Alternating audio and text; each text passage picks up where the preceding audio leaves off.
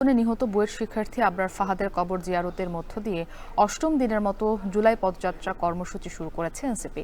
কুষ্টিয়া এনসিপির সেই পদযাত্রায় আছেন আমাদের সহকর্মী শাহাদাত অভ্র। আমরা বিস্তারিত জানতে যুক্ত হয়েছি তার সাথে। অভ্র, এনসিপির জুলাই পদযাত্রা এখন কোথাও অবস্থান করছে জানাবেন এবং পরবর্তী গন্তব্য কর্মসূচি সম্পর্কেও জানাবেন।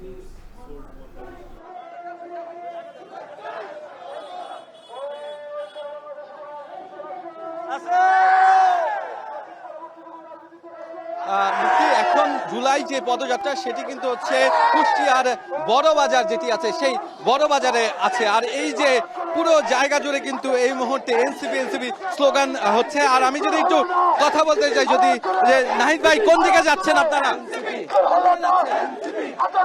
এই মুহূর্তে কিন্তু বলা চলে যে পুরো জায়গা জুড়ে কিন্তু সাধারণ জনতার যে ঢল, এনসিপির স্লোগান, সেই স্লোগান কিন্তু হচ্ছে আমরা শুনতে পাচ্ছি। তার পাশাপাশি কিন্তু তারা বলছেন যে এই যে এই পদযাত্রা নিয়ে তারা কিন্তু হচ্ছে এই রাস্তা ধরে চলে যাবেন ঠিক মেহেরপুরে। সেই মেহেরপুরে কিন্তু হচ্ছে তাদের একটি সমাবেশ আছে। এছাড়াও বলা চলে যে এই পুরো পদযাত্রাটি এখন জনসমুদ্রে পরিণত হয়েছে।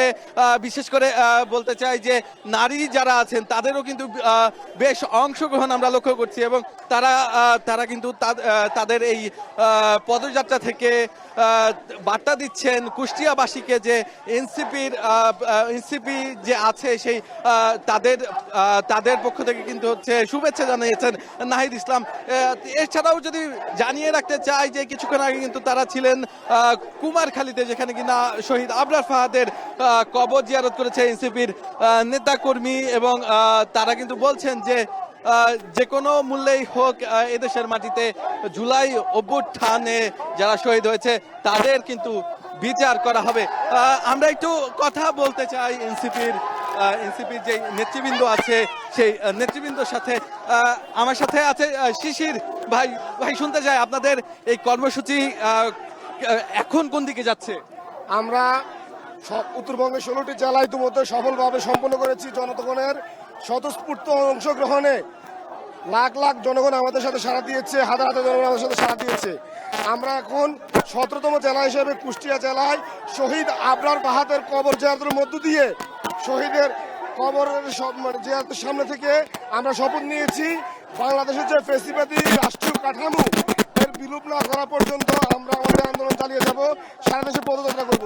শুধুমাত্র স্বৈরাচারী ব্যবস্থা বা ফ্যাসিস্ট ব্যবস্থা রেখে শুধু স্বৈরাচারকে ফ্যাসিস্ট পতন করে আমরা ক্ষান্ত হব না। আমরা ফ্যাসিস্ট ব্যবস্থা একদম ভেঙে ফেলবো, সমূল উৎপাদন করবো। আমরা শুনছিলাম যে এনসিপির নেতৃবৃন্দ যারা আছেন তারা কিন্তু বলছেন যে এই যে এই পদযাত্রা তারা কিন্তু পুরো 1 মাস চালিয়ে নেবেন এবং তারা বৃষ্টিতে ভিজে এমনকি রোদে পুড়ে যে কোনো পরিস্থিতিতে কিন্তু এই যে তাদের এই কর্মসূচি সেটি কিন্তু তারা চালিয়ে যাওয়ার কথা জানিয়েছে। এই ছিল আমার কাছে মুক্তির সর্বশেষ। শাহাদাত অভ্র আমাদের সাথে যুক্ত ছিলেন কুষ্টিয়া থেকে।